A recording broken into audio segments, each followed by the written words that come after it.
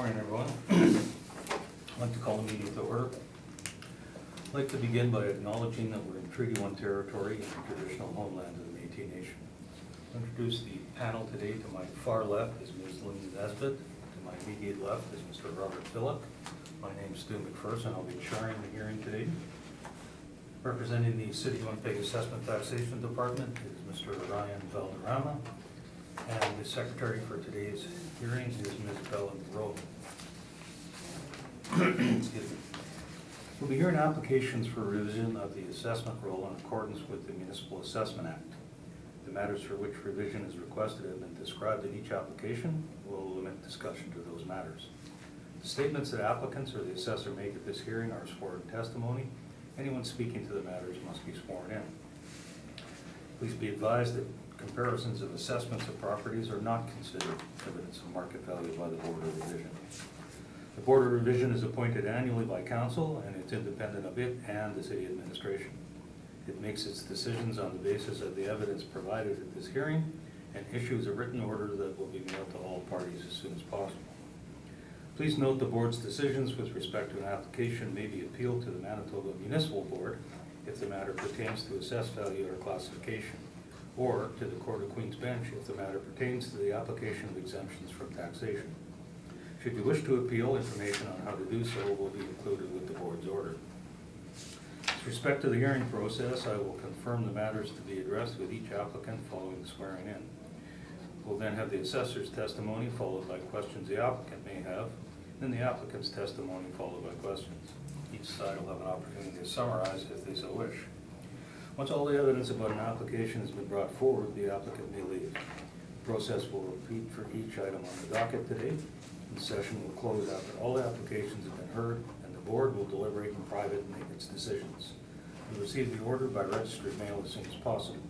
This information, all public hearings are live streamed, recorded, and will be part of the public record. If anyone has a cell phone, I'd ask you to put that on silent, please. I'll just swear the parties in.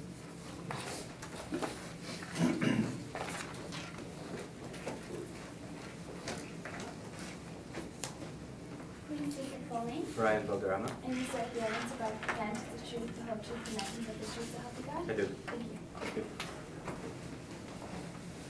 Please state your full name. Robert Glenn Smith. And you said the evidence about the present the truth, the whole truth, and nothing but the truth, so help you God? I do. Thank you. Morning, Mr. Smith. Good morning. You're representing the owners for 81 Tyndall, 11 Dorset, and 711 Duffer Avenue, is that correct? I am, And yes. it's just the amount of assessed value that's under appeal, not That's- classification or liability? That's correct. Thank you. So we'll begin with 81 Tyndall, and whenever you're ready, Mr. Assessor, we'll hear from you. Please ensure that you read the roll number first. Thank you, Mr. Chair. The property we're first dealing with has a file number of 19-588. The roll number for this property is 1402-156-3500. It is located at 81 Tyndall Avenue. We're dealing with the roll year of 2020 using reference date of April 1st, 2018. The property is assessed at $2,117,000. It has 3 buildings, 1 to 2 stories, with an actual years built of 1973 to 1983. It has a land area of 104,812 square feet, plan area of 15,826 square feet, and a gross floor area of 45,270 square feet. On page 3, there are some aerial photos for the subject property. On the next page, page 4, are maps. The first one is the map of the subject property where it is located within the city. And at the bottom is the map for the comparable rents.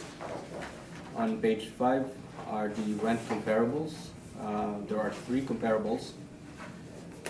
They are all ranging from $738 up to $1,358 average monthly rent per unit.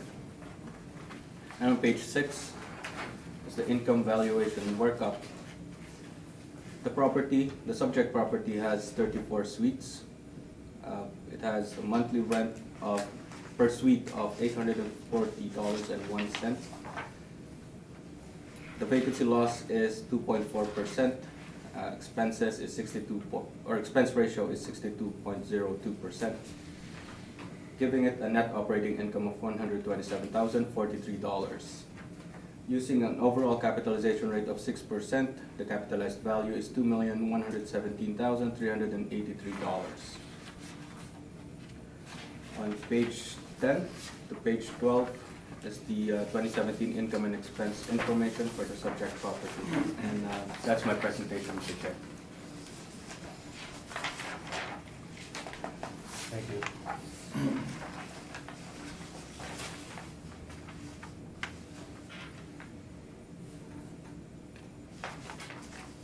Mr. Smith, questions for the assessor? Yes, just a few. For the three properties we'll be discussing today, there wasn't an opportunity for you to get out to see the properties, I imagine, given workload? No, I wasn't able to look at or inspect the property in person. Okay. And the valuation for this property is just based strictly on model, is that correct? Yes, that's correct. Okay. And looking at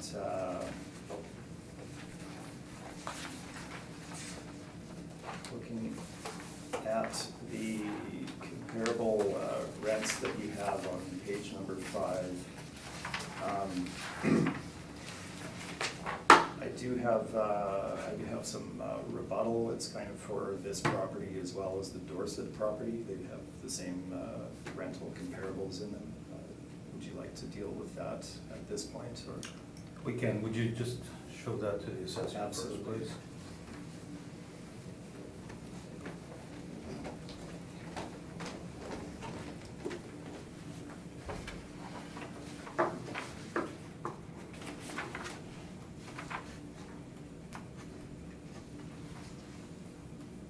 Yep. Okay.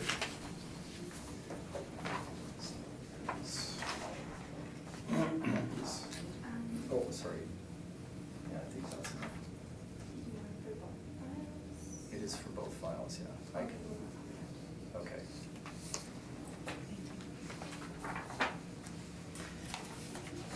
Thank you.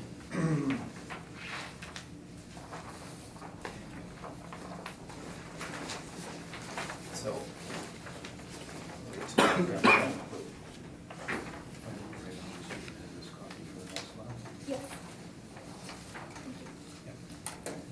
Proceed, Mr. Smith, please. Okay, thank you.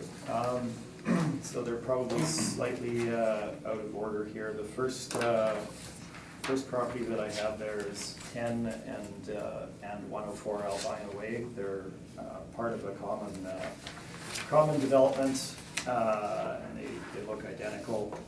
You're looking at a property on the west side of Keewatin in the Maples, backing onto a retention lake. They have each unit has a driveway and indoor parking, and relatively nice finishes. They're essentially kind of like a bungalow condo, except they're rental units, more or less. So that's comparables number 2 and 3. You can see the location there at the bottom of that page. 1217 Redwood, I consider to be actually quite a good comp in comparison to the subject. You can see the location of it. It's to the west of McPhillips on Redwood, so close to the subject property, but and in a similar style of neighborhood. Perhaps not quite the same socioeconomic group as the immediate area of the subject, but in close proximity, and I would consider that to be a strong comparable. If there's any questions on that, I can answer them.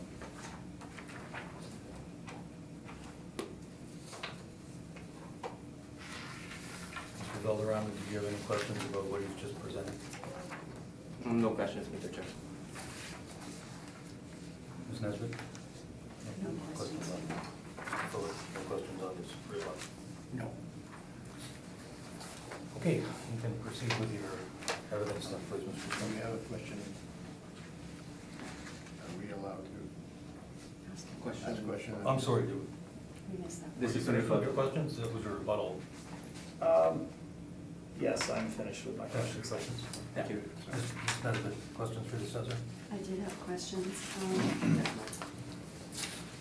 Could you please explain your cap rate? You use 6%? It's a model-driven cap rate. It was assigned for this, to this property. Mhm. And, and in terms of low-rise, high-rise, it's not differentiated. It's within, I would say, almost in the middle, I would say, of the range between 4% to 7.3%. And between the 20th and 80th percentile, I would say it's outside of the 80th percentile. All right, and this is 1973 to 1983 building That's correct. in terms of your effective year. Yes, ma'am. And what are the age breakdowns in the multifamily? I don't have that information with me.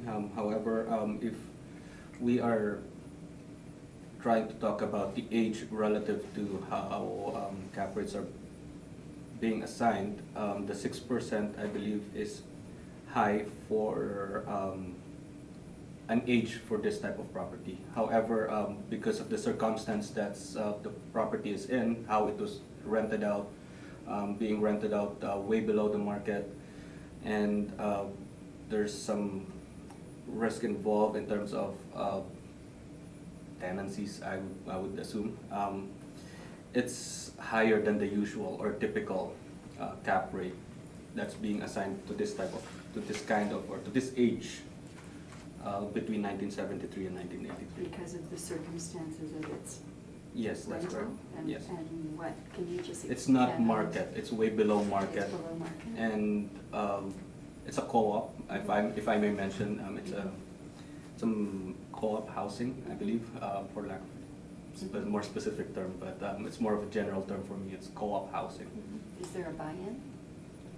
A buy-in, I don't think so, but as far as I know, on a personal capacity, I didn't apply there, but I know someone, and I think they're looking at, if I'm not mistaken, the income of Income people base. applying. I'm not sure if that's still existing, but that was a long time ago. So that's only the information I know. I didn't really apply myself, so I don't know. Okay, I also have a question about your income statement. Go ahead. Just skipping through on page 10, where the income and expenses have been outlined, we get to an NOI. At the bottom there, line 218 of 76,800. That's significantly lower than what you presented in your model. Can you talk about that a little bit? Explain that. Did you look at the? Yes, it's an actual, that's correct, and all our parameters on page 6 are all model driven, Okay, and I think that's all I can say. That's all the information I know. okay.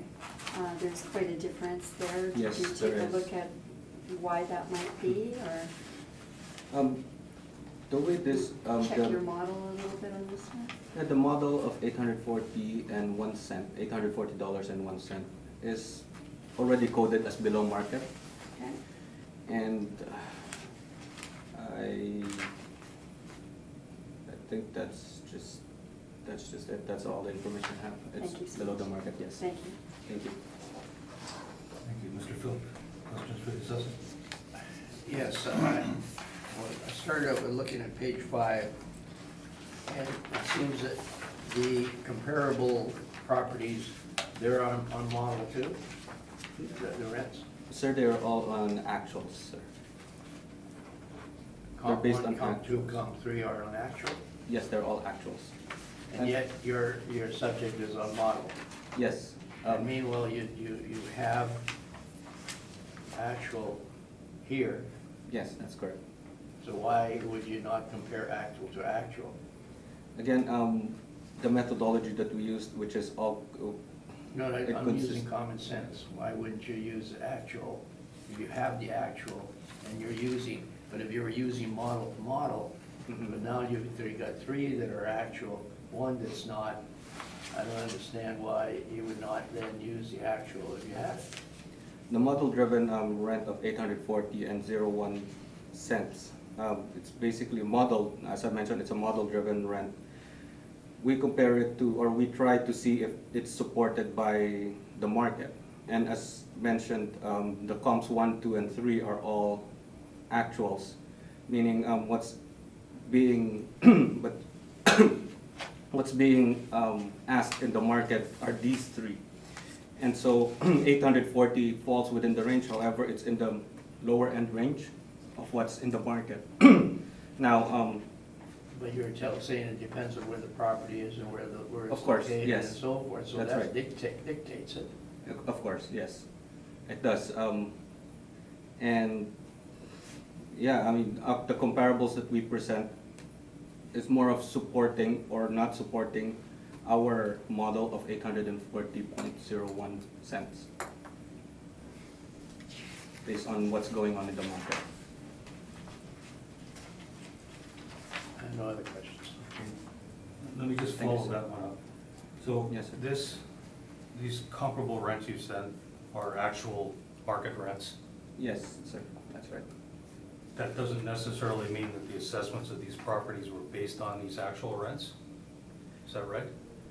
It's, Of the comparable properties, for instance, the first one, Comp 1, 1217 Redwood, it's 738 is your average monthly rent.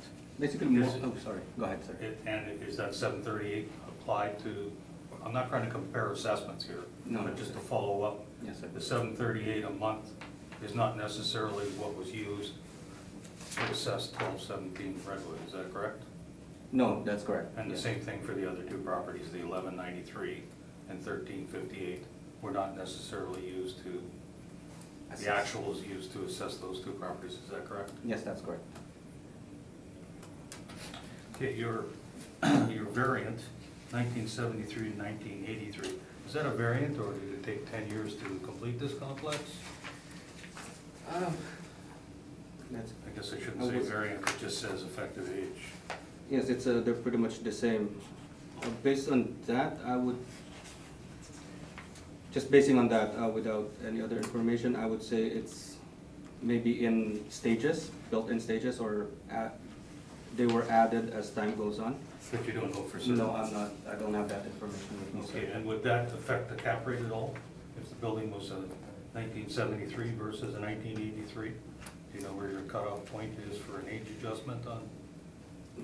No, I don't have the cutoff. However, age is one of the determinants in cap rate, sir. Right. And then when I look at your actual expenses that were submitted, looks like, I'm sorry, page 10, the INE, it looks like 211,871. And what the model generated was, what, 207,456, so it's not that far out. Where the big difference is in the rent. So the income that they reported versus the income that was applied in the model. Is that Yes, correct? that's correct.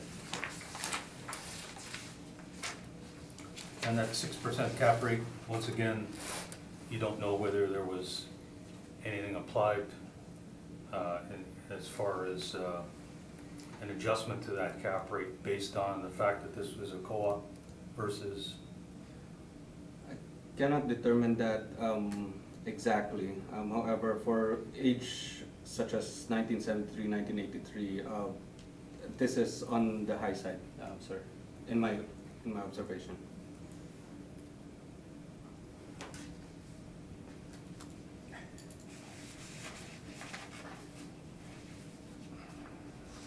I think you answered the question, there's no buy-in as far as you know, it's just As far as I know, yes. the rent There's is none. geared to an income scale? That's on my personal knowledge, sir. All right, thank you. Thanks, sir. Are there any follow-up questions as a result of that, Mr. Smith? There is not. Here's the minute, this. Thank you. Great, thank you. So the subject property, 81 Tyndall Avenue, is cooperative housing.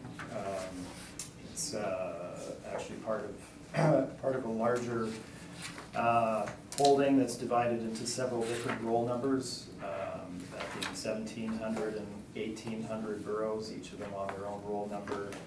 And then there's a community building, which is also on a separate roll number itself. So this is described on my page 5. It's all, again, all cooperative housing, Willow Park East.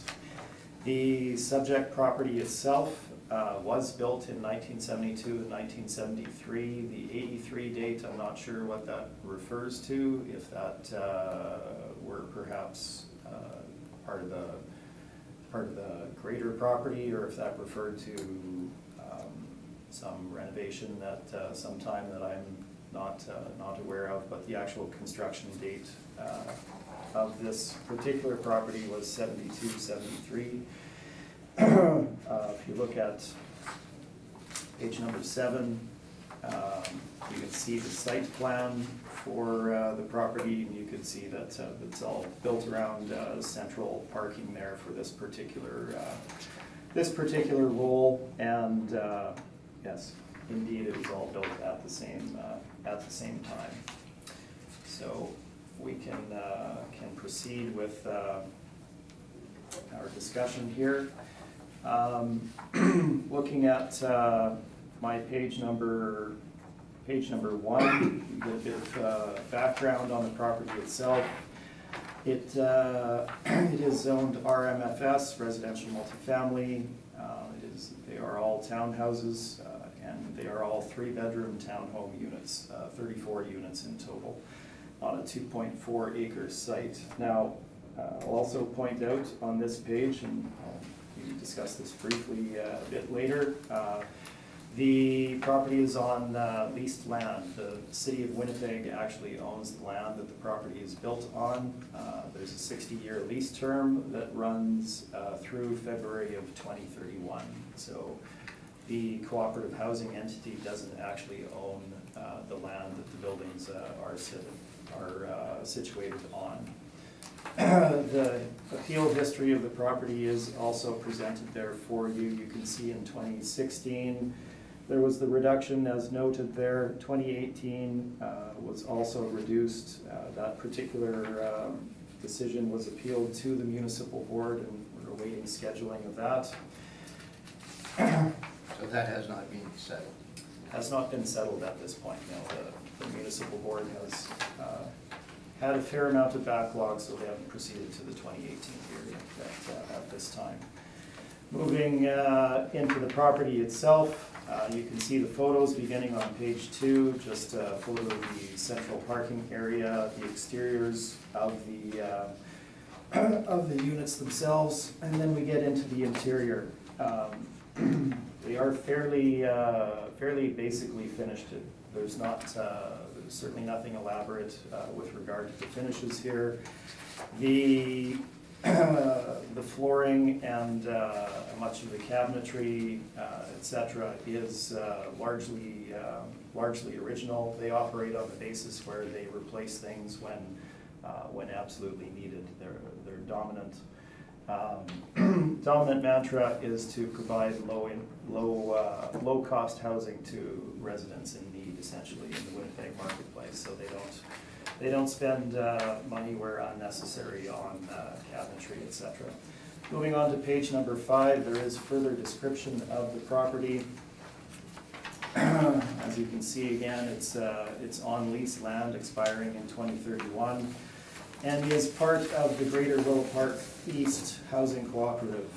There's a total of 174 total townhouse units on that site, and For this particular roll number, we're looking at 34 three-bedroom units. Wood frame construction, you can see a bit more description there if you want to get into it. Pardon me. Each unit has its own electrical panel, hot water tank, furnace, etc., and washing machine, but not dryer. There are no common laundry facilities.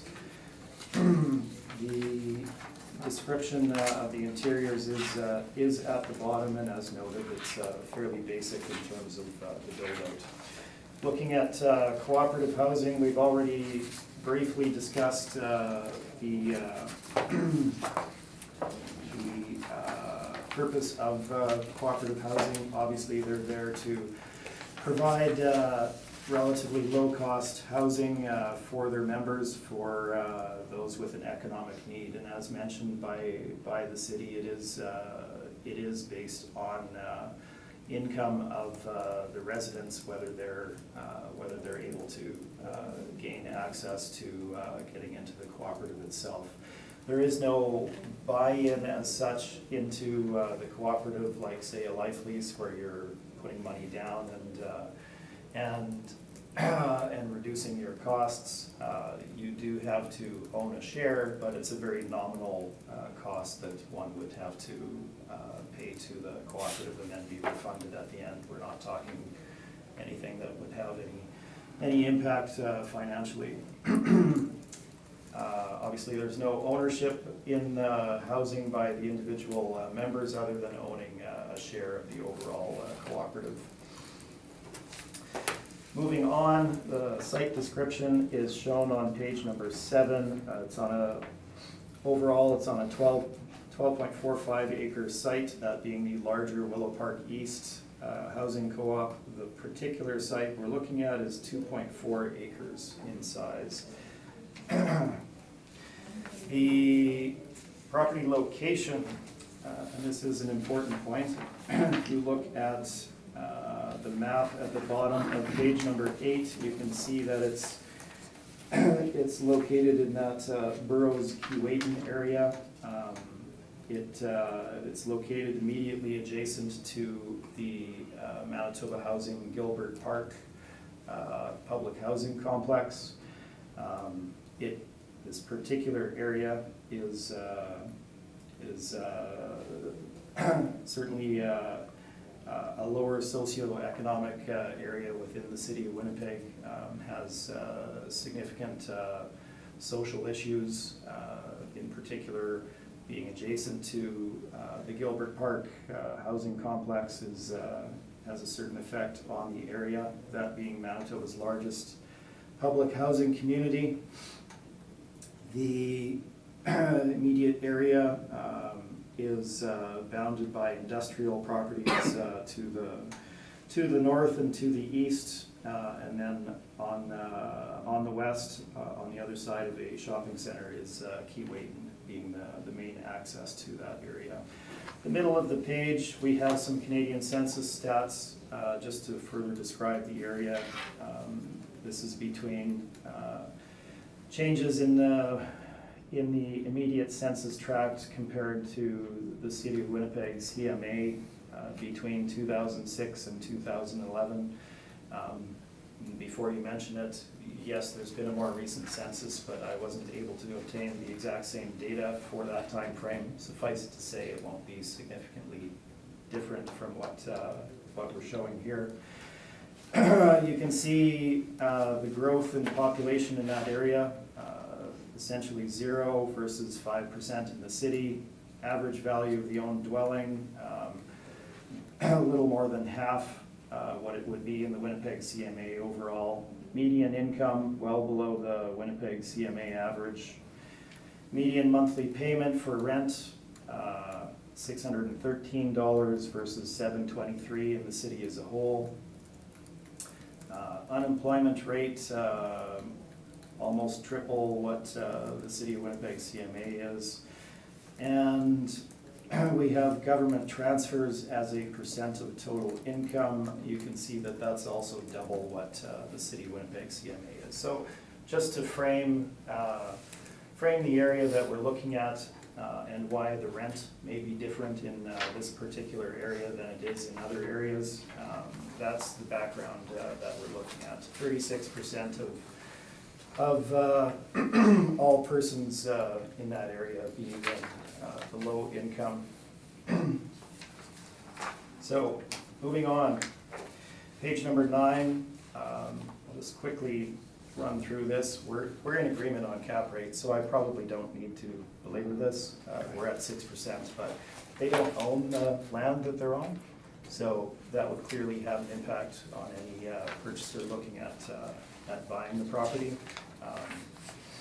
They would have to go through the negotiation to acquire the land, as well as the cost involved with buying that, which would obviously have an impact on what they would pay for the structures themselves. So let's get into the valuation, page number 10. The subject property, they have a $700 housing charge rental amount as of the valuation date, April 1, 2018, for all of the 34 three-bedrooms. Looking at the CMHC stats for that time frame, you have the Lord Selkirk area, which this would fall within, versus the city Winnipeg averages. They don't have a direct number for the three bedrooms, but their total average overall is $704 versus $970 for the city of Winnipeg. Looking at our comparables on page number 11, we have a number of cooperative housing units as well as open market rental, standard apartment rental to look at on page number 11. We have 2, 3, and 4 bedroom rents as shown at the top. 11 Dorset is immediately next door. This is Willow Park Housing Co-op versus Willow Park East Housing Co-op. They're actually unrelated entities that don't have anything to do with each other. Their 3-bedroom rent is $744. In South St. Paul, we have another cooperative on River Road, $1,000 for 2014 for their 3-bedroom units. Also in St. Paul, on Meadowwood, $1,099. Pardon me. And moving down, number 10, Shelberdine, comp number 4, that is also a cooperative, and they have rents ranging from $880 to $1035, that being in the Charleswood area off of Roblin. The subject itself at $700, not $690. That was bumped as of the valuation date. 1,700 and 1,800 boroughs, part of the same complex. We have Carpathia, which is Carpathia Housing Cooperative, just off of Corridon in River Heights, having 3 bedrooms at $979, etc. You can see the change as you go down there. The key thing to look at here is the subject area itself, and I think, and I wish I had this comp myself. Unfortunately, I didn't, but I think if you look at the City of Winnipeg's comparable number 1, it's a particularly apt comp at $738. Very comparable style and location of structure in a slightly better location. So certainly the $700 being immediately adjacent to Gilbert Park is appropriate. So we feel that the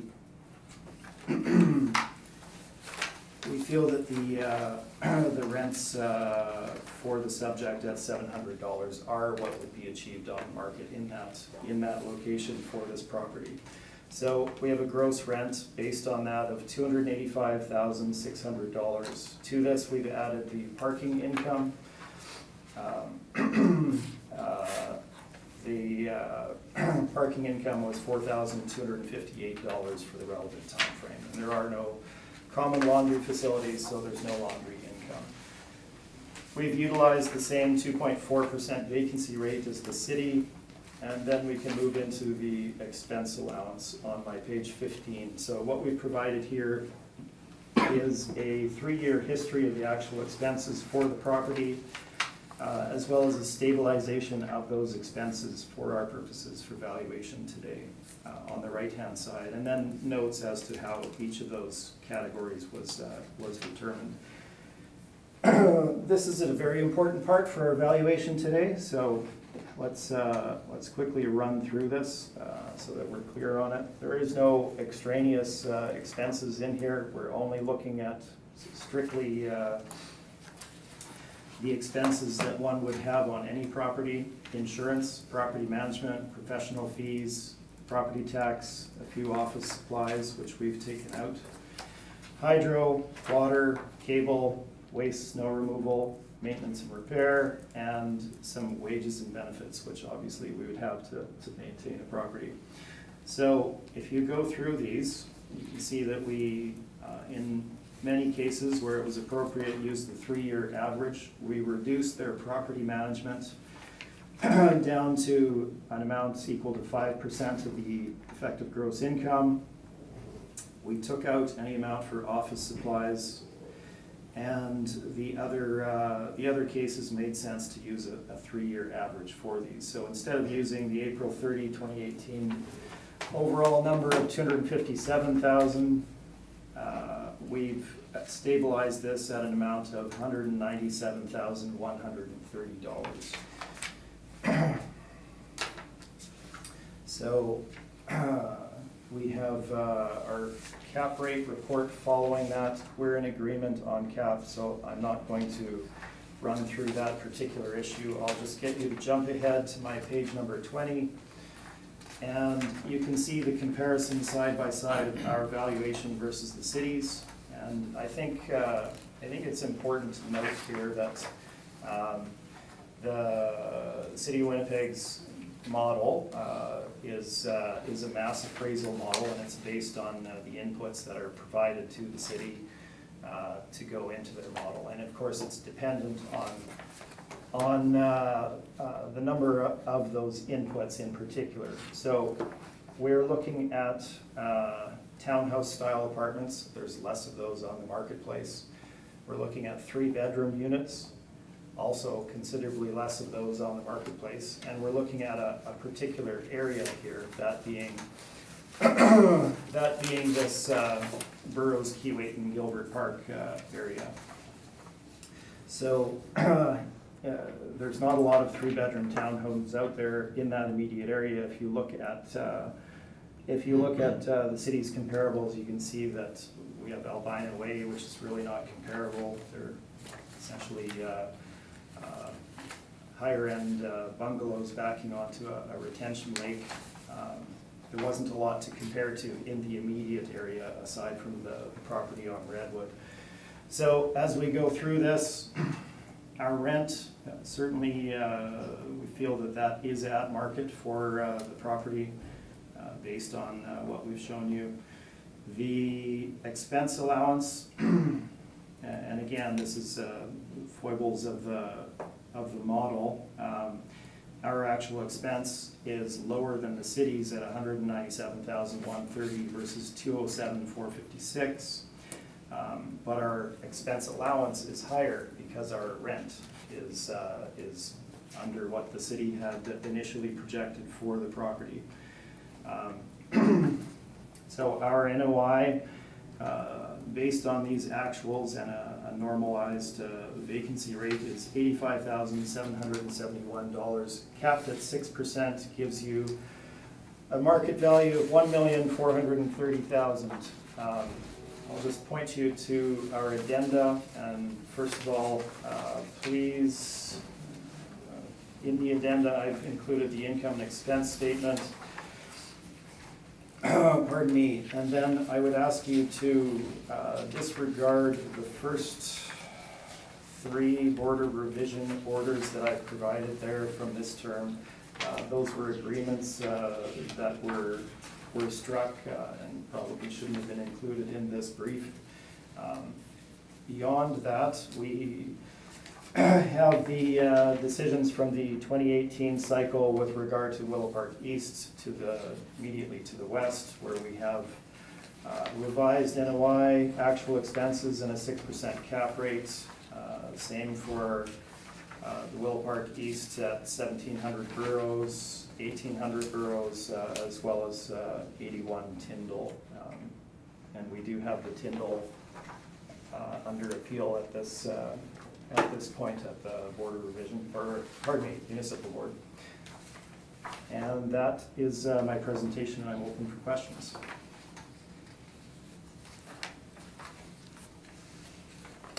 Thank you. Mr. Valderrama, questions for the applicant? Just a couple. Thank you, Mr. Chair. On page 20, sorry, on page 20, just want to verify or clarify. Is the $700 per unit actual? It is. It's actual. And so goes with the expense allowance of $197,130, correct? Based on page 50 stabilization. That's correct? right. So if $700 is an actual, so the rental income of $285,600 is the actual total rental income, which takes into account vacancy already, correct? No, it does not. That doesn't include the vacancy. We have 34 units at $700 per unit. I think that the calculation is there. I'm not sure what page that's on. If you look at page number 13, it shows the 34 units at $700 times 12 months is $285,600. And then we deduct the Right. vacancy following that. So what's the actual vacancy on this property?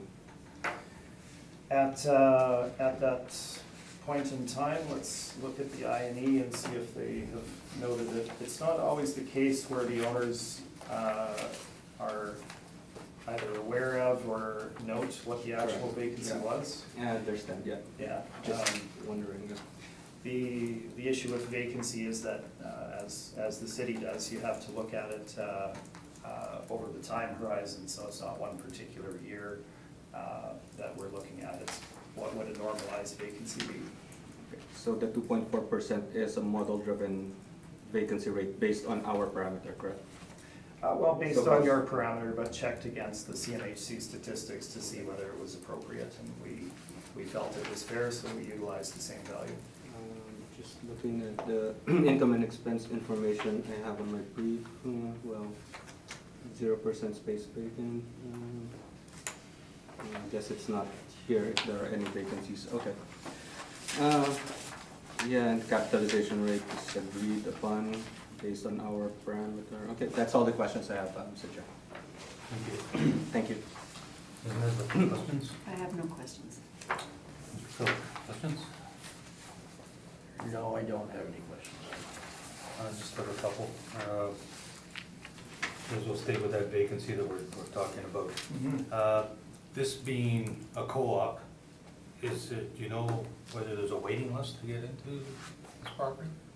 As with most multifamily places in the city, I imagine there is a waiting list, but again, that doesn't necessarily mean that every unit is full all of the time. People apply for places and then take another one and don't come for it. It's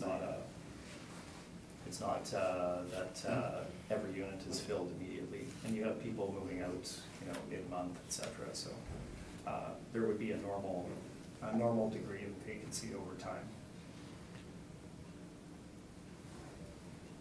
Okay.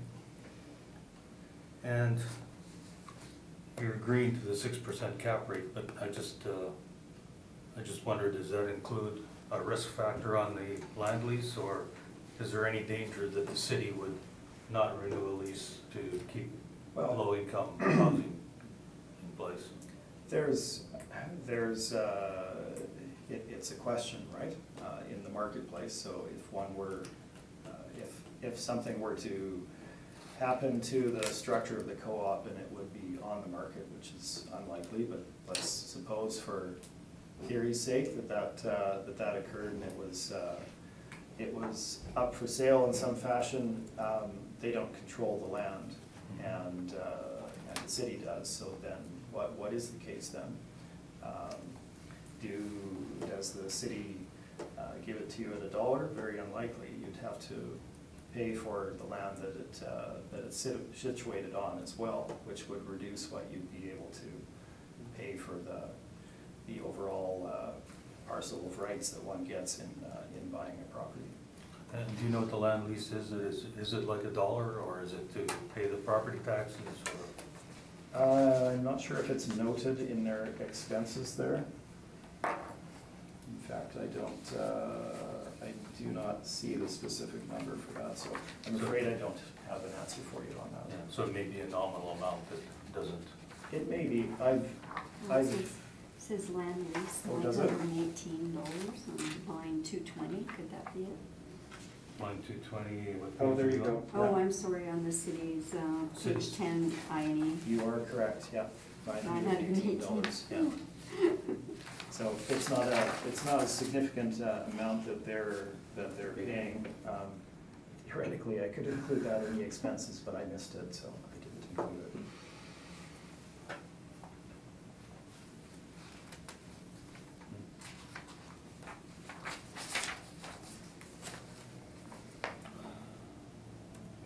Okay, I think that will do it. Thank you very much. Thank you. So leave that with us. Can I ask a question? Did you have Yeah. a follow-up? Okay. Well, I don't think we did ask him any questions. No, we didn't. Yeah, we did.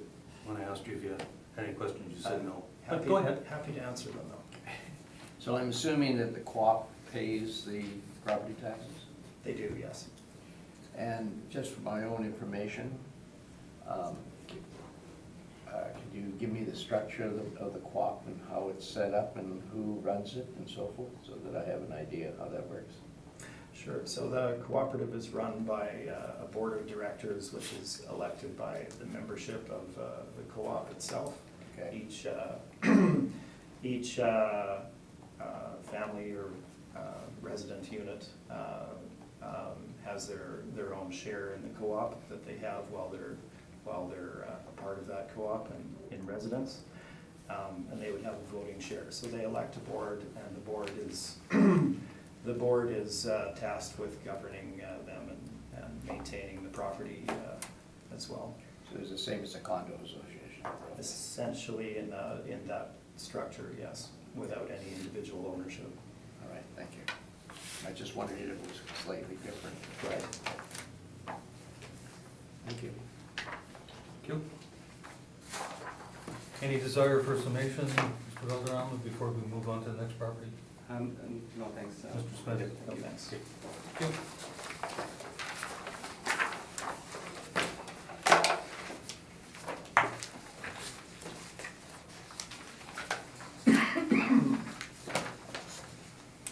So next we'll deal with 11 Dorset.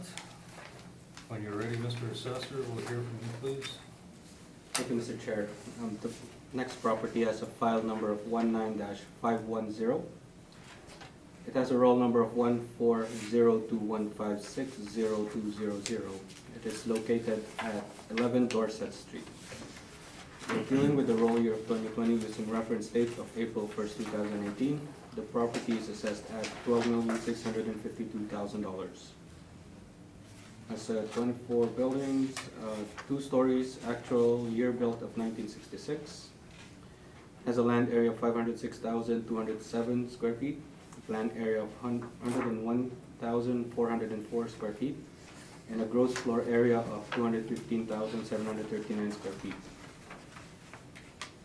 On page 3, it's the aerial photo of the subject property. On page 4 are maps. The first one is the map of the subject property, and the second one is the map for the comparable rents. On page 5 are some rent comparables. They're all ranging from $690 up to $1,358 average monthly rent per unit. On page 6, the income valuation workup. There are 200 suites or units with a monthly rent per suite of $783.57. The vacancy loss is 2.4%, expense ratio of 58.64%, giving it a net operating income of $759,136. Using the overall capitalization rate of 6%, the capitalized value is $12,653,267. On page 10 to page 14 is the 2017 income and expense information for the subject property. And that's my presentation, Mr. Chair. Thank you.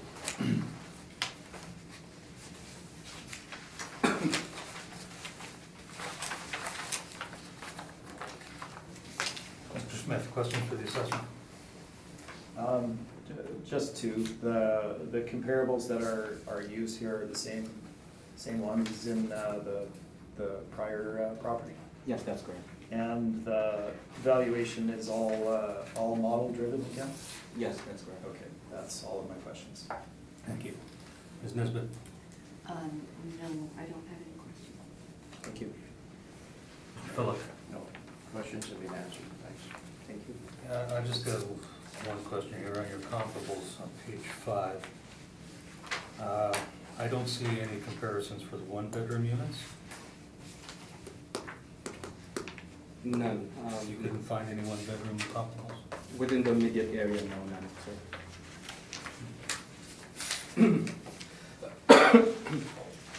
And I guess it's a minor thing, but your length of building is 5 to 1. And look on page 3. Is that all green space in between the units? Is that how that works? Like there's streets or roadways and parking, That's correct, Mr. Chair. and then the buildings seem to all be clustered around it. That's all green space for all of these properties? Yes, sir. It's like they're vacant land, or, well, I shouldn't say vacant land, but, yeah, there are no improvements on it or anything. Okay. Yes, sir. And just about the middle of the property, there seems to be a freestanding building? See what I'm pointing to there? Yes, looks Do like. you know what that is? This one right here, right? Correct, Mr. Chair, this one? I'm looking, yeah, like right here. Yeah, that's one, that's the one. Do you know what that is? No, I don't have, I didn't see this one. Looks like it's a covered carport, but I'm not sure. I don't know. Okay, I'll direct that to the applicant later, perhaps he knows. Thank you, sir. Sir, I do have another. Sorry. You do? Okay. Go ahead. If we go back to the previous property, you ended up using an average monthly rate of $840. Is that correct, remember? That's correct. Okay. And now when I see these comparables, and you use 81 Tyndall as a comparable, and then you use $690 below. That's correct. So explain to me, As I mentioned earlier, sir. why do I use this- 690 here and 840 over there? Yes, that's, the comparables that I'm using are all actuals, as I've mentioned earlier, and the ones for the subject property is a model-driven parameter or rent. And that's why there's a discrepancy on those, on the monthly rent. That's why this one is $690 and the other one is $830. $840. Okay, thank you. Thank you.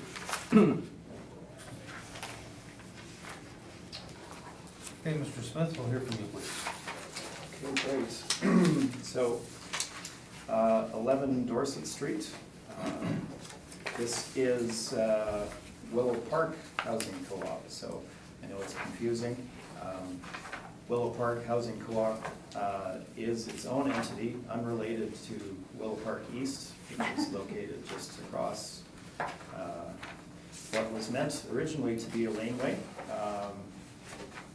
but they're not connected in any fashion and don't have any ties to each other. The subject property itself, you can see on the cover page the aerial of the site. It's quite significant. It's just under 12 acres at 11.6 acres in size. The structure of ownership here again is the same.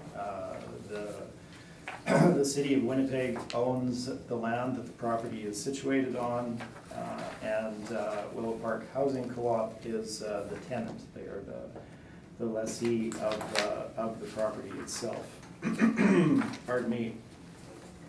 This property is slightly older, all having been constructed in 1966, as noted on our brief, as well as the city's. And they are all townhouse style residents. The townhouse row house. The suite count is shown at the bottom of my page number 3. There's 199 total units, 39 one-bedroom units, 41 two-bedroom units. So quite a few smaller units than the neighboring property that we were just dealing with, which were all 3 beds. Then we have 103 3-bedroom units and 16 4-bedroom units, giving us the 199 in total.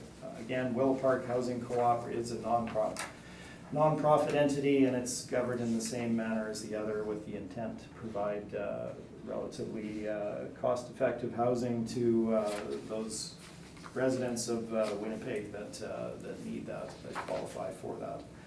You have some photos of the property itself on page number 4, 4 through 8, is it? Yes, 4 through 8. The structure as shown there, it's fairly basic.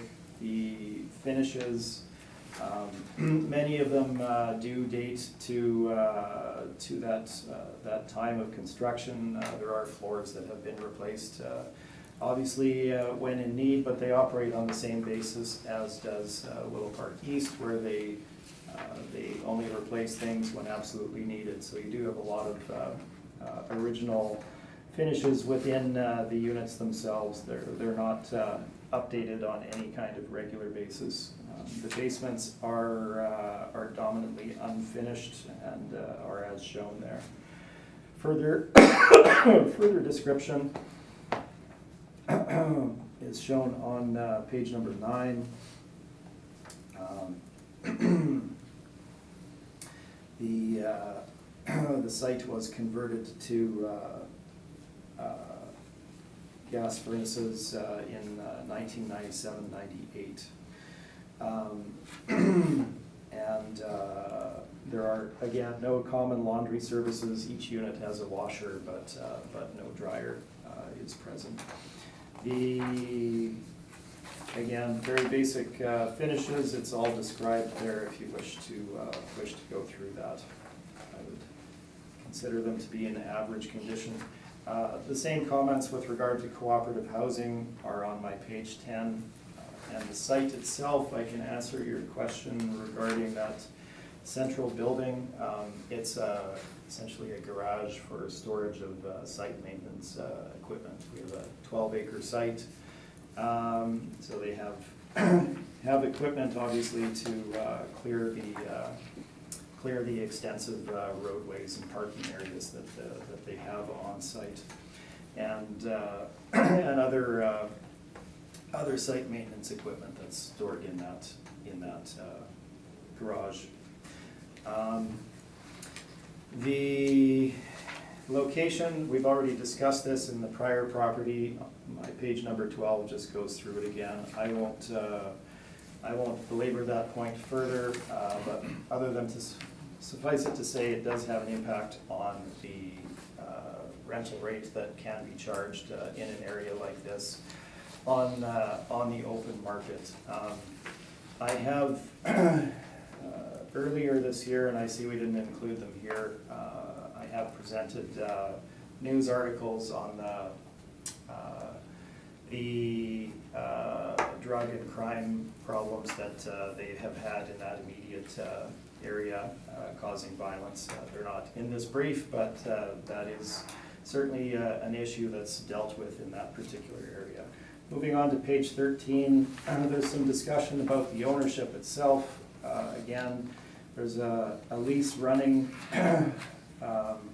original lease running through 2024, which has been extended to 2034. And under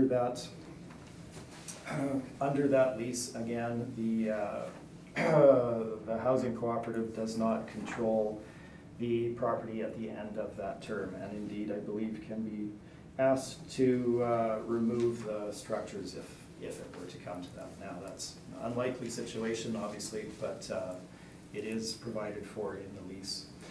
So on the open market, if this were to come to sale, you would obviously have to buy the land from the city, which would affect what one would pay for the overall property,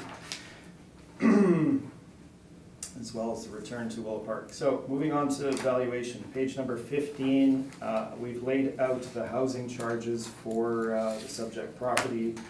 They range from $510 for the one beds, $655 for the 2-bedroom units, 3 bedrooms at $744, and 4 bedrooms at $821. If we look at the area that CMHC has them in, Lord Selkirk, $672 for 1 bed, $772 for 2 beds, nothing for 3 beds, and an average of $704 for the total. Our comparables are the same. Of course, we have Willow Park East immediately to the east. The 1 bedroom, or rather the 3 bedrooms there, we're renting at $700. We have a rental charge of $744 at the subject property. Our comparables are as shown. We have 2 beds running as shown from 665, 1,800 boroughs, and then we have properties located in other areas renting at higher rates. The 3 beds, again, shown, and there are very few 4-bedroom units on the market, but we do have the rents as shown for those. Again, we feel that the rents that are being charged are fair for the marketplace, so we have used those in establishing our gross rent. If you look at page 18, you can see how the annual rent is arrived at.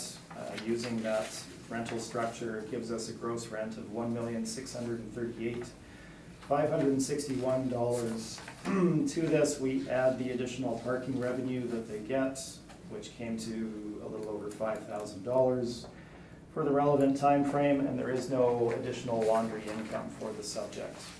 Vacancy, we use the 2.4% vacancy as supported by the CMHC statistics. If you look at Lord Selkirk, frankly, it could be a little bit higher, but we have not asked for any increased vacancy and are using the 2.4. Expense allowance, again, this is where there is should be a focus on in that the expenses that we're showing here are the true expenses for the site. Again, looking at City of Winnipeg mass appraisal model, it all depends on the volume and accuracy of the information that goes in to arrive at a fair expense allowance. There's not a lot of 3 and 4 bedroom rental accommodation out there in the market in general, and then to have it as townhouse and in this specific area can lead to obviously some inaccuracy potentially on the application of the expense allowance. So actual expenses over 3 years are shown on page 20. We've stabilized those for 2018, reduced them where necessary, such as the property management number to 5% of EGI. and you can see how those have been stabilized. So our stabilized number is 1,196,355. Again, I believe we're in agreement on cap rate, so I won't run through that aspect today, other than to suffice it to say this particular location and property would not draw a lower end market cap rate of any kind. There would be a premium placed upon it for various reasons. So using the 6% cap rate and the net operating income of $408,005, we come to a market value of $6.8 million. If I can get you to flip back to my page number 3, you can see the extensive appeal history for this property. Running back to 2010, there's been reductions in each cycle.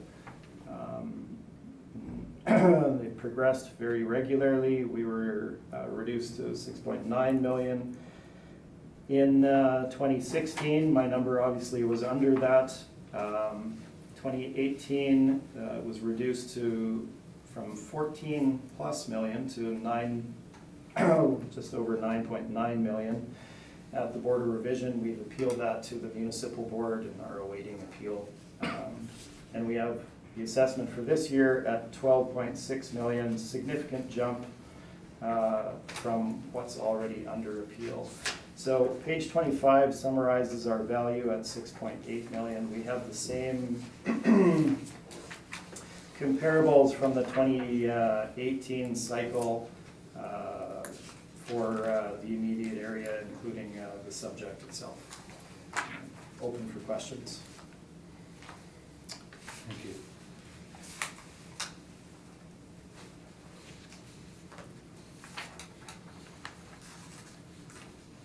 Valderrama, questions for the applicant?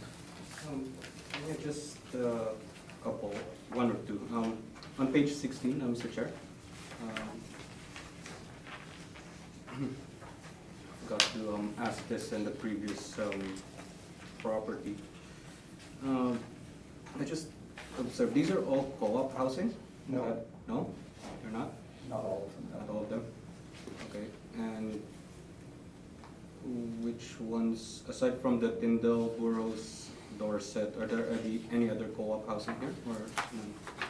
The co-op housing are dominantly at the top of that chart on page 16. So if you run down to number 9, 400 Carpathia, that is the last cooperative housing that we Okay. have on there. The first 9 indices. Correct, yeah. And then our comps, obviously looking at townhouses and larger sizes, they're dispersed throughout the city. Perhaps I should have put in some 2-bedroom rents from the immediate area for apartments, but we didn't. It's just more on observation where I think some of them are crossing $900 or $1,000, even $1,000 for a 3-bedroom rent per month. Is there any reason why the ones on Dorset, Tyndall, Burroughs, they're all lower? Is there any specific reason why or how they're operated, or Yeah, no, a nothing to decision, do, business decision? No. Board or not? nothing to do with the operation. They're not operated inefficiently or anything of that nature. Again, the area itself really drives what rent can be achieved, as well as the structure. So if you look at Location. exactly, and if you look at the comp that I didn't have available to me, but your one on Redwood there, at 738, I think it was, for 3 bedrooms, very comparable structure in a slightly better location than the subject. I think that's informative of what's achievable in that area. And on page 25, again, that's actuals, and then the vacancy rate and capitalization rate, they're all from our parameters, correct? Or you agree to the parameters that we have? on vacancy rate and capitalization rate. Yes, in checking them Not against the invested. market. Now, I mean, you have to be realistic, obviously, in value. Do I feel the capitalization could be higher? I do, but overall, the market value that we arrive at is fair, so I don't, you have to keep the overall value in mind.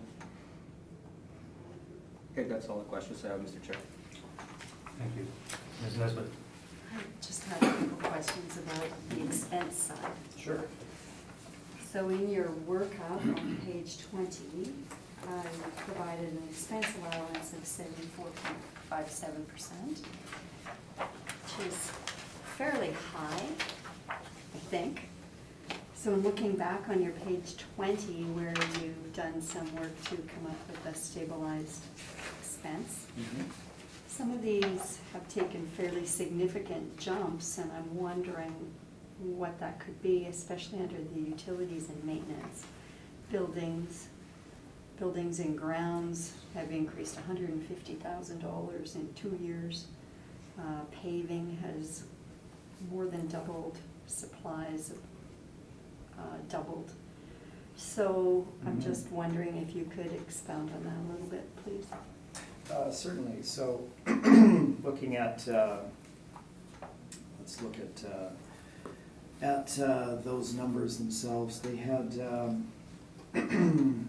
they had some structural issues that needed to be taken care of under the buildings themselves. They had some foundational issues that needed to be addressed.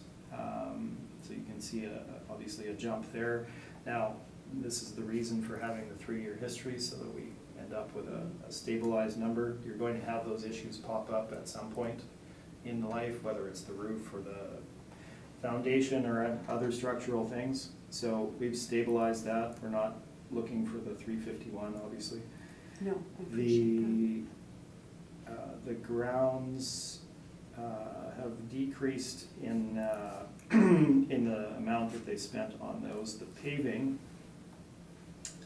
again, if you look at the site plan, there's a significant amount of internal roadway that they have to maintain, and it was in need of repair, and doing any kind of paving these days is quite costly. So that made the number jump a bit in 2017, in that they had more to do than usual. 2017 seems to be a big money year for spending in those categories. Yeah, those two, the buildings, so again, foundational, and then the paving, you had a bit more in that year than the others, but then you see some decreases in some as well, so. It's similar to 2016. Okay. And thank you. again, we want to be fair in what's being presented, so we Sure. do the 3-year. So nothing 3-year unique history. specifically with those expenditures in 2017, you're saying?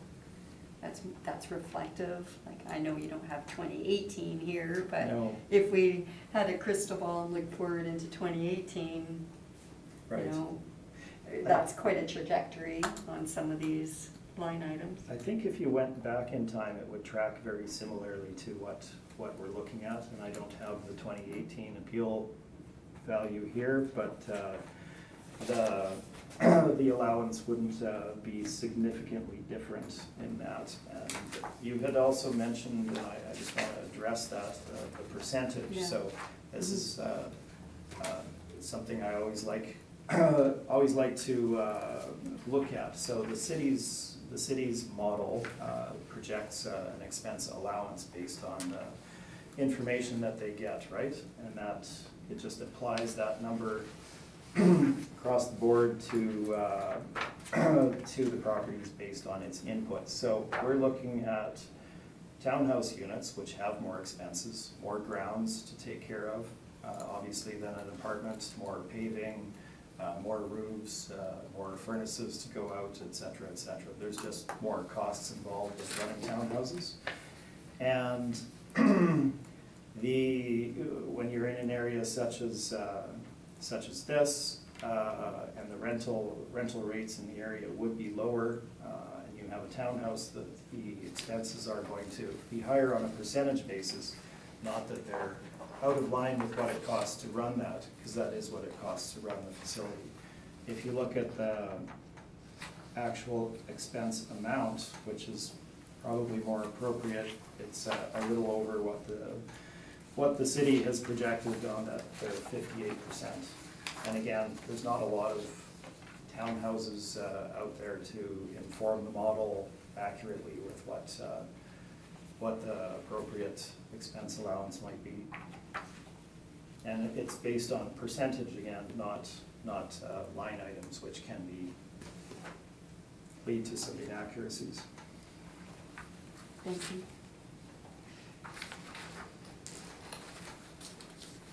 Mr. Philip, questions? No, the ones I had have been answered. Okay. Just a couple quick questions from me. Yep. Page 8. What is that top photo?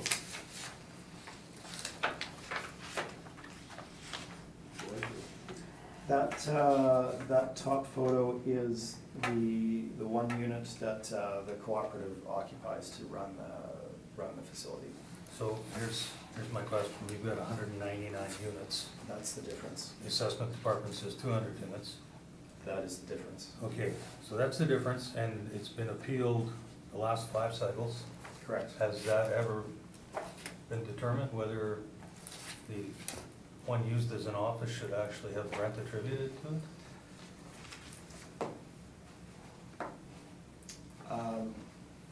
I don't specifically recall. We have the decision from the last cycle here. And it doesn't specifically mention a number of units that's applied. However, if they, you can look at it in 2 ways. If they weren't to occupy a unit in their place, they would need to rent a space elsewhere, and then they would have that cost of rent as an expense for the cooperative, so it's probably a bit of a wash. Okay, and then your comparables on page 15.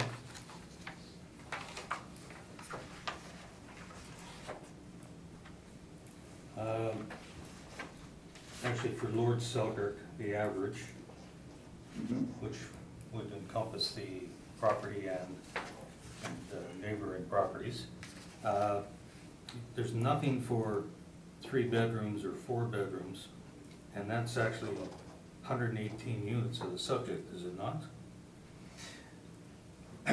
Yes, the 3 and 4s amount to 118 units. 118 units, so would it be fair to assume that those rents would be higher than the 1 bedroom and 2 bedroom that are shown in Lord Selkirk?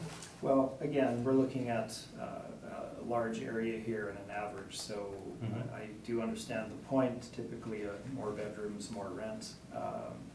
But again, and I think that points to the actual number of and availability of these type of units in that area. There's not a lot of them, and that's probably for a reason. And CMHC does not have good stats on on those in this particular area, either strictly as apartments, and again, those are those are apartment rents that we're looking at, or as townhouses. If you look at page 17, the townhouse or private row house CMHC chart is very spotty, as statistically there's not a lot of them out there, so establishing a statistical average is very difficult for CMHC, and if they feel that it's not sufficient to include, then they don't include it, and they actually grade the individual areas as to the reliability of the average that they present there. So if it falls below that, they just don't include it, as they don't feel it's a fair reflection.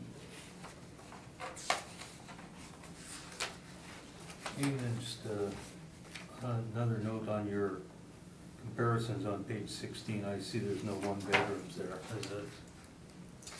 You're right. I should have included some 1 bedrooms. I think the average for that area, again, is 672, which they've actually graded, and that's for apartments. They've graded it as reliable at their top end, A category. And this is a nonprofit, is it not? It is a nonprofit, yes. So I guess my question is the rent that they charge based on the fact that they are a nonprofit? Like if they were to charge, if the market showed $900, and so they charge $900, what would they do with the excess funds?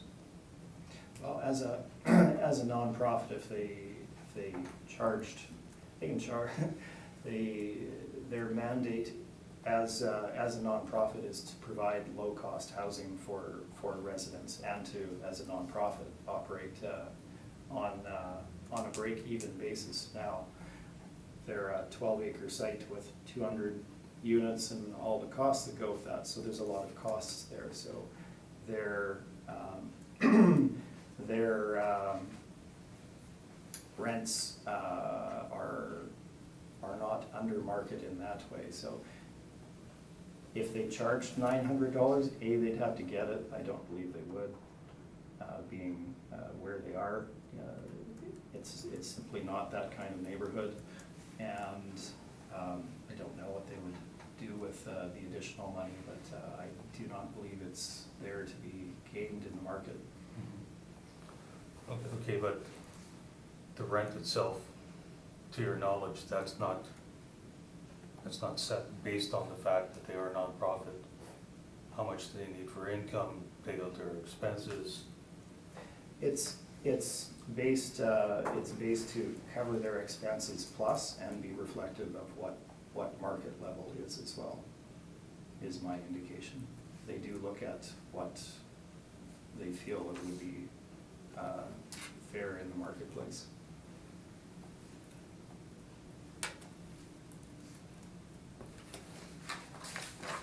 And if you were to acquire the property, those rents are in place under leases, and those residents would have the right to remain there as such going forward under those terms. And I just note the lease is $1 on this one, whereas the last one, it was more than that. They had to pay roughly 900 times as much at $900. Yes, again, both nominal amounts. It's not the amount of the lease payment that they're paying, it's the control of the property. Yeah, the city is leasing it to them to operate as low-income housing, and that's something that's beneficial to the city, is it not? That's Having why that- they have a nominal amount on their lands. Right, that was the structure that they were established under, and it is a benefit to the city to have low-cost housing available. Yeah, and much the same, I think they do it for green spaces as well. The city will have a nominal, like, if there's a golf course or something like that, they'll put a nominal on it as well. Oh, as far as the lease rate, yeah, I'm less aware of those details. Okay, thank you. Mr. Valderrama, any desire for a summation? None, sir. Mr. Smith? No, thank you. Thank you.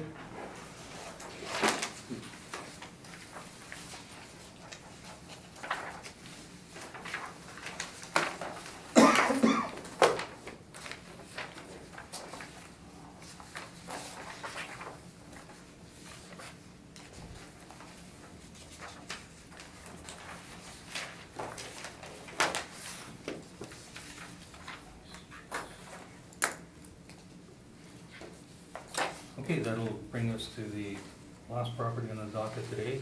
It's 711 Dufferin. So when you're ready, Mr. Assessor, we'll hear from you, please. Thank you, Mr. Chair.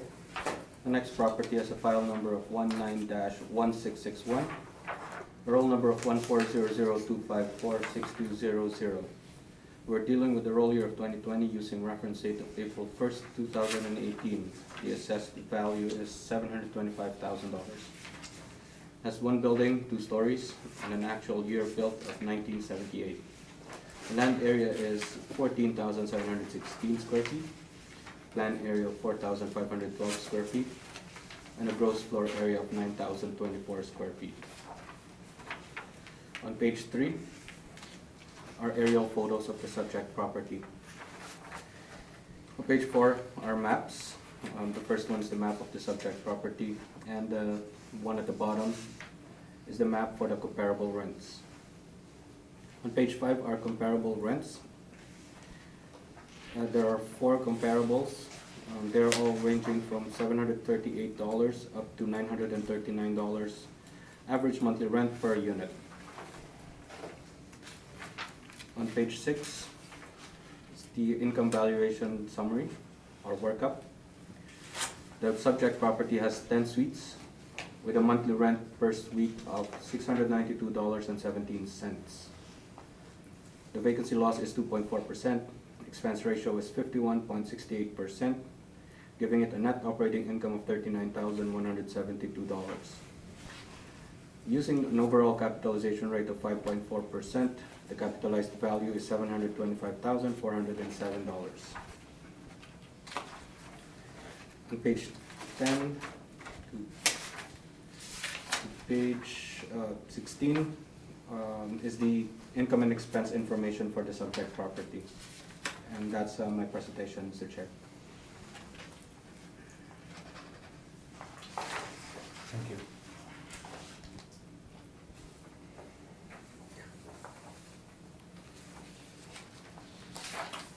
Mr. Smith, questions for the applicant? Or, sorry, for the assessor?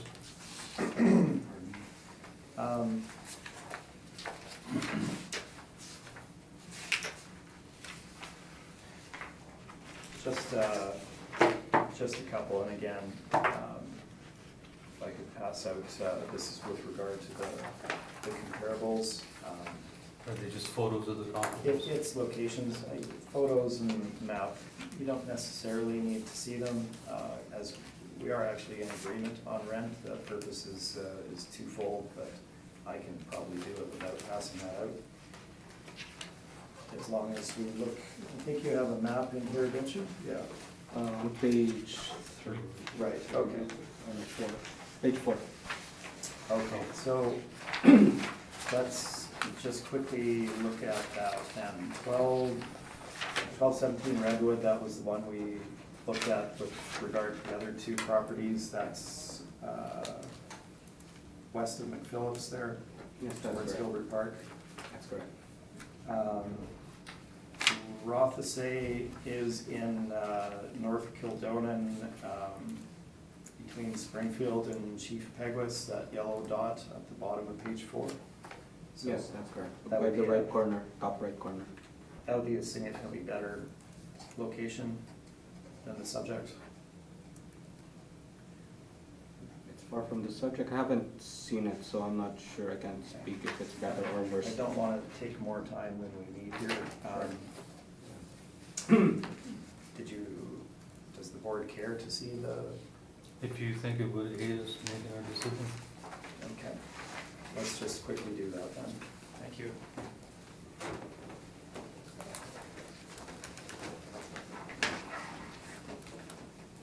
Thank you.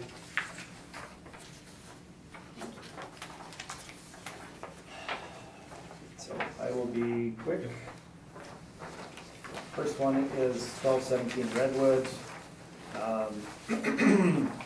Again, closer to Gilbert Park, not a terrible comparable. What I will point out that even being close to Gilbert Park, I would consider this to be a superior area to the subject property. Moving on to the following one, 1415 Rothesay, you can see the photo at the top. Significantly better building, property itself, and the area it's in is really not remotely comparable to the subject. Number 3, 423 Gateway, again, you can see see a photo of the property at the top, quite nice, side-by-sides, 4-unit structure, just off of Gateway in that Kildonan area.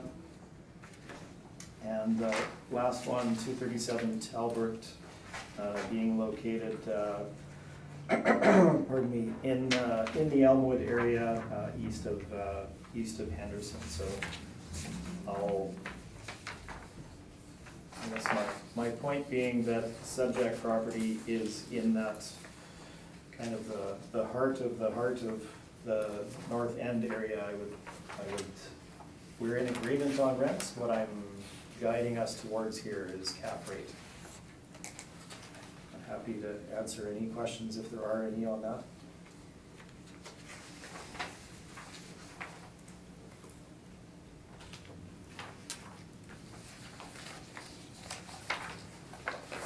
Does that conclude your presentation? I just have one question with regard to cap rate. So we have a cap rate of 5.4% applied to the subject property. Would that be largely driven by the 1978 age of the structure?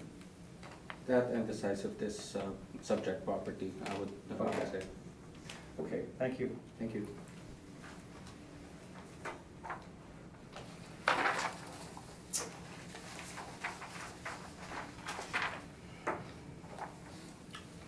Questions, Ms. Nesbitt? Just in regards to your cap of 4, can you give us a little bit more information about how that would have been derived, where it sits in terms of your percentiles, what type of property, like it's fairly close to a lowest cap rate. Can you just just describe a little bit more first, thanks. Thank you, ma'am. If we look at page 8 of my presentation, it's, if we look at 80th percentile, it's at 5.3, and the subject property has a 5.4, which means it's probably higher than 80th percentile, but it's within the range of 4% to 7.3, towards the lower end, I would say.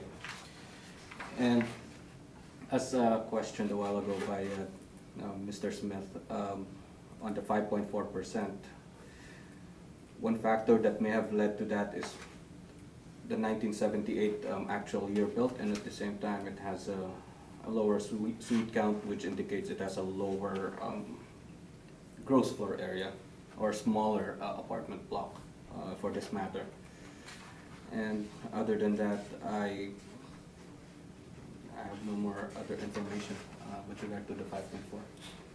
Okay, thank you. Thank you, ma'am. Any questions, Ms. Yeah, Nesbitt? that's Mr. Phillips? On page 3, when the pictures there, Yes, sir. I'm a little confused, it's 7-Eleven, then a arrow point 7-15. What's the confusion there? I think it's more of Is just the address. 7-15 a vacant lot, or I think it's where? it's the same. It's the same property, 7-Eleven and 7-15. So the way the property is divided or set up is that in one roll number there are 2 addresses that were encompassed between 7-Eleven and 7-15. So but it's that building. Yes, that's right, sir. And did you inspect this property? No, I wasn't able to, sir. You weren't able to, or you just did too? No, I wasn't able to, sir. Okay. I have no questions. Thanks, sir.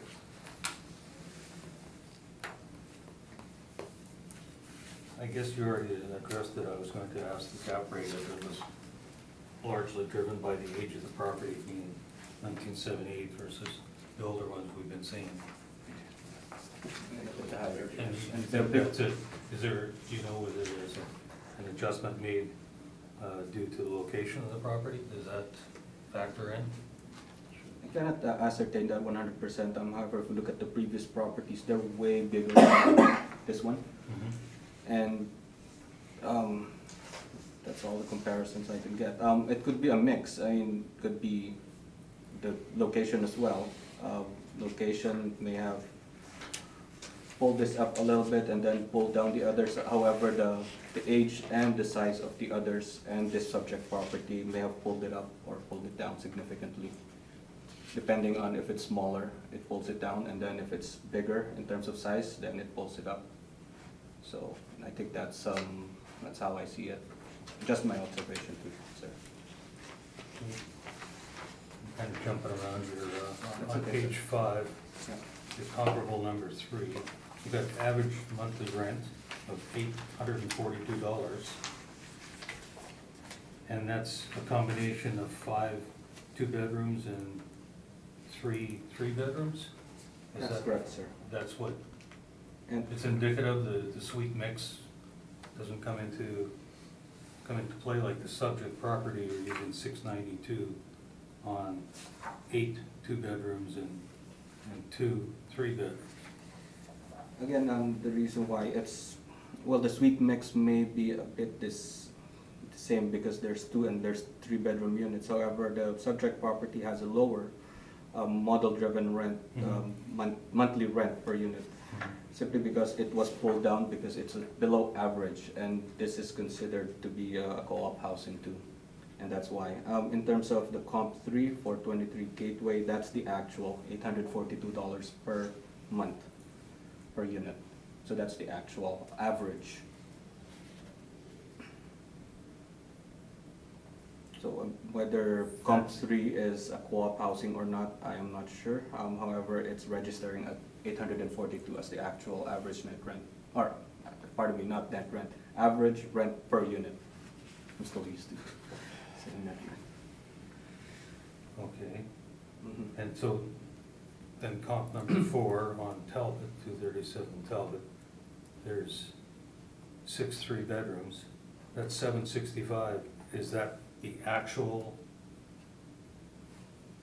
average of the 6 units, or is that what you're telling me, or is it an actual, or is it just one specific unit, or? It is an actual average, again, for the 3-bedroom units.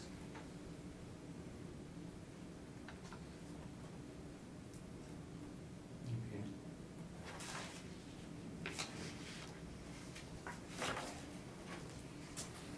Okay, Mr. Smith, we'll hear from you, please. Okay, great. So 711 Dufferin Avenue is a Manitoba Housing owned property. So it, again, is social housing. It's rent geared to income as far as the revenue that they generate out of there. So it's really not related to market. So we don't rely in any sense upon what they achieve in, on the rental side of the ledger in determining market value. We are actually in agreement with the city with regards to the rent that they would achieve on this, as well as vacancy and expenses, and I'll just explain that a bit. Their actual expenses are somewhat higher at about $48,000 to $50,000 if you look at the income and expense that are submitted. However, we're dealing with a situation where we need to obviously establish an overall net operating income that's fair, where we don't have an actual rent in place. So we felt that the revenue that the city has applied is fair if the units were in good condition. And vacancy certainly would be appropriate, and the expense allowance, we're agreeing to that. It's not necessarily what the expenses are there, but the overall picture of the NOI in our overall valuation we felt was fair. So that's the background there. Now let's get on to the property itself. The number of suites, 8 2-bedroom units, 2 3-bedroom units, for a total of 10 in total. Let's look at the property itself, and I certainly acknowledge that Mr. Valderrama didn't have time to inspect it given workload at his end.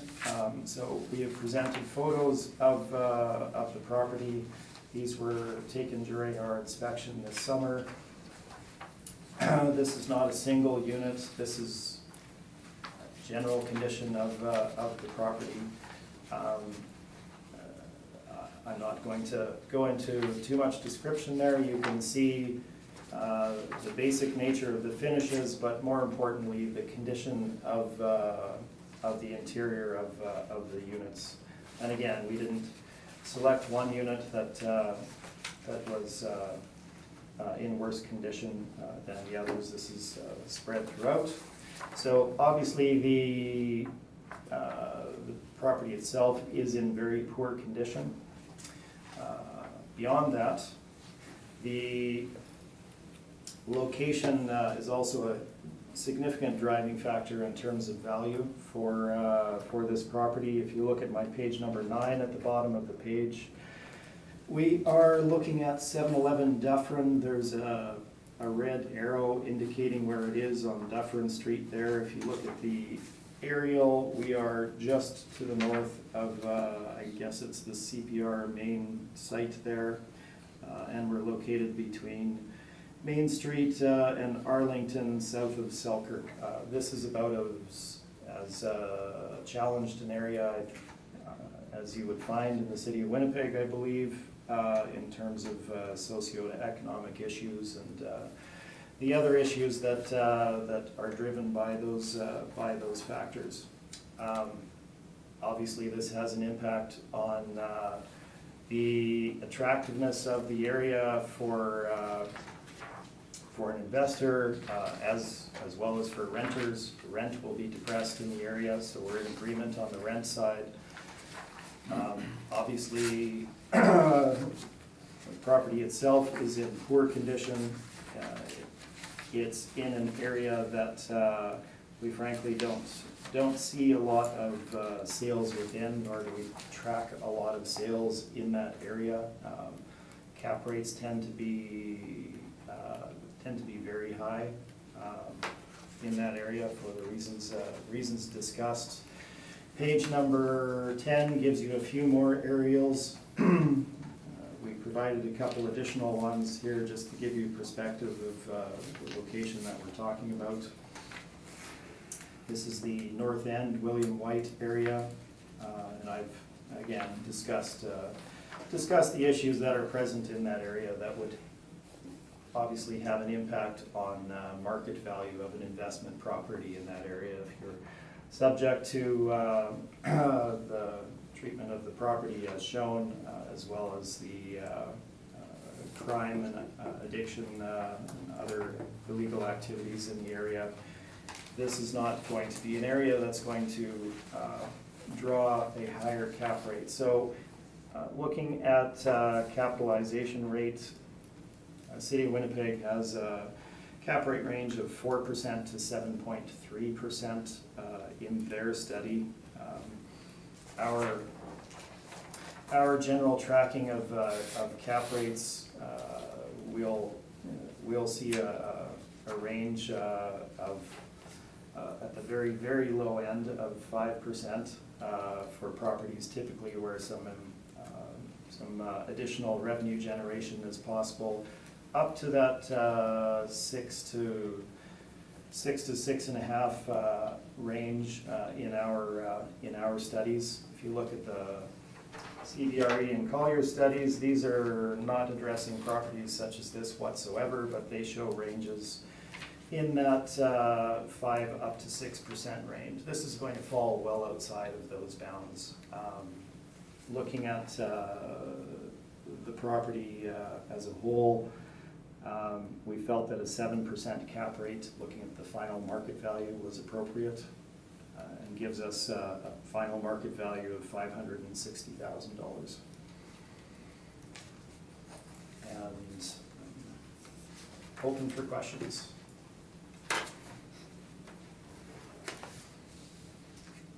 Thank you. Mr. Valderrama, questions for the applicant? Just one, page 17, sir. So this is, so the revenue income, or revenue and expenses, net operating income basically are from our calculation, correct? Right, and I did explain the reasoning for that. That's correct. And if I look at my brief and look at the income and expense mailer, it suggests a really low NOI, correct? For an actual? Yes, I think it's actually in the red, if I'm not mistaken, but again, their revenue is not to be relied on, but yes, it does, you're correct. Yeah, and only the capitalization rate is the one that's contested at 7% due to a lot of factors that you mentioned in your presentation, correct? That's correct. Okay. And I think that's all the questions I have, Mr. Chair. Thank you.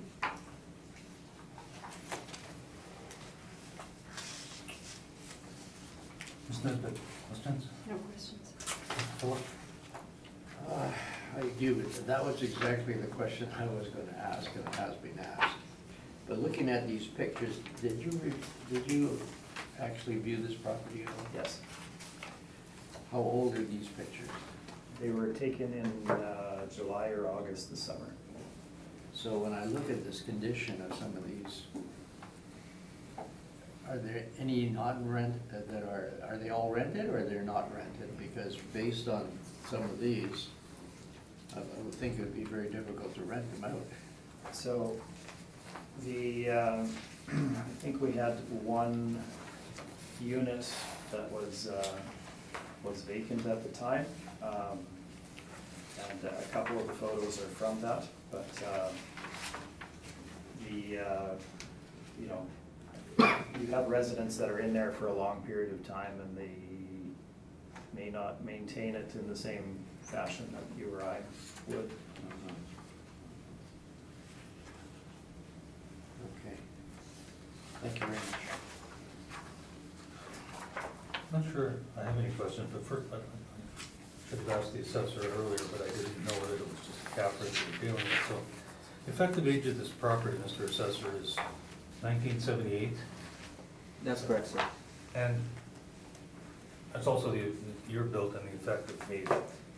I know when there's improvements done to properties that sometimes affect the effective age on the assumption that it's going to have a longer lifespan, is that correct? Well, that's correct. But from what I've observing so far, I mean, effective age hasn't been affecting the cap rate on the multifamily side. It's more on the actual year built. I mean, that's just a personal observation again, not a department observation. It could very well be affected by effective year built. I'm not sure, but so far that's what I'm observing. Okay, so I guess that's my question, is the effective age ever lower than the year built? The building's So built in between- 1978 and it deteriorates rapidly. That's effectively lowering the economic life of the property. Is that ever done, or is it reflected Well- strictly in the condition of the property? Well, Rather- valuing specific properties, I'll pertain to the subject property. This is valued under income approach, and so adding a specific depreciation or more than what's allowed by the actual year built may or may not affect the income valuation. It's more on how much rent that it's gonna get in the market. Would there be a risk that it will be vacant? Well, it will be reflected in the vacancy rate. Would there be a risk that it would be renovated sometime this year or anytime? It would be reflected under expenses. So, I mean, if there's an excessive depreciation more than what's the actual age, it would be reflected on some of the income parameters. In this case, I think we have set this at poor and or even below, way below average, and I think what's contested here is the cap rate, which is, I Right. mean, it could. And the condition that's applied, does that affect the cap rate, or is that strictly on rent? It could be. It could higher the risk of this one being vacant, or I mean, it could be reflected on the vacancy rate as well. If there is a higher vacancy rate than the market. But to your knowledge, applying I think you said below average condition. For rent, yes. For For the income. property, for the that's income. only the rent that it affects, it doesn't affect the cap rate, is that correct?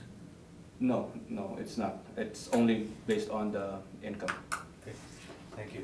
Thank you, sir. Sorry, No, to sorry, ask those it's questions, okay. but I No, wasn't aware it's okay. that that's what we're dealing with, is the cap rate. So That's okay. my Thank questions to you are gonna be on the cap rate, of course. Sure. I think you basically explained your 7%, but could you get a little more specific? Is that done on some studies? I understand the studies that are done don't include this type of inventory.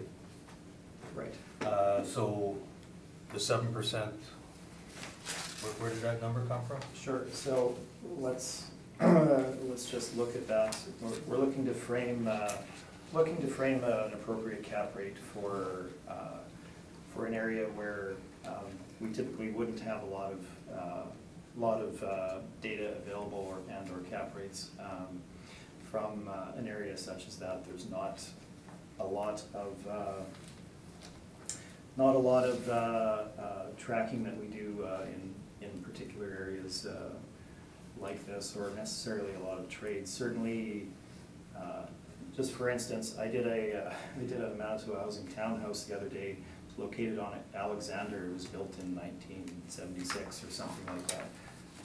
There's no comparables in the area because nobody would build a duplex in that area in that time frame. So we have to look at what things are trading at in that area and make an appropriate assumption. So similar to this was built in the 1978 range. It's Manitou housing. They built it there for a reason. There's a need for social housing there.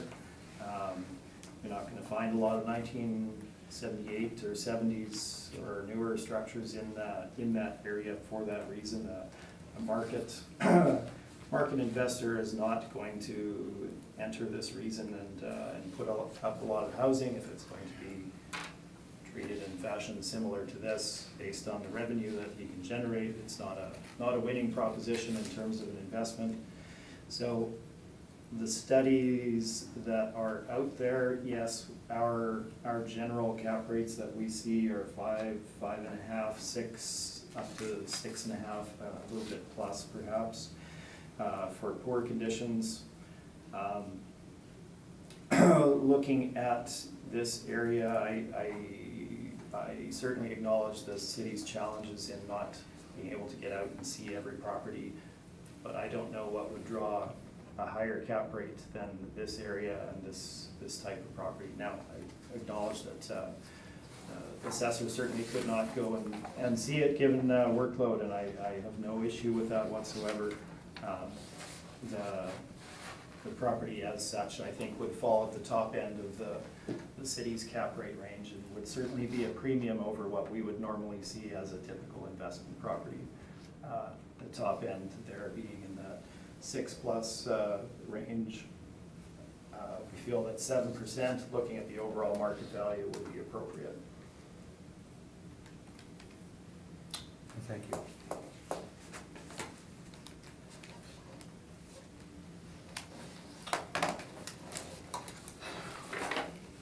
Okay, desire for summation on this property or for all three? None, Mr. Chair. Thank you. Mr. Smith? None for me. We've heard your evidence and you're standing by that. Gentlemen, well, thank you very much. Thank you. So with that, we're done with the properties on the docket. And as I mentioned before, the letters with our decisions will be coming out forthcoming. Thank you both for your presentations today, Thank and you, I Mr. will Chair. call the meeting to a close. Thank you very much.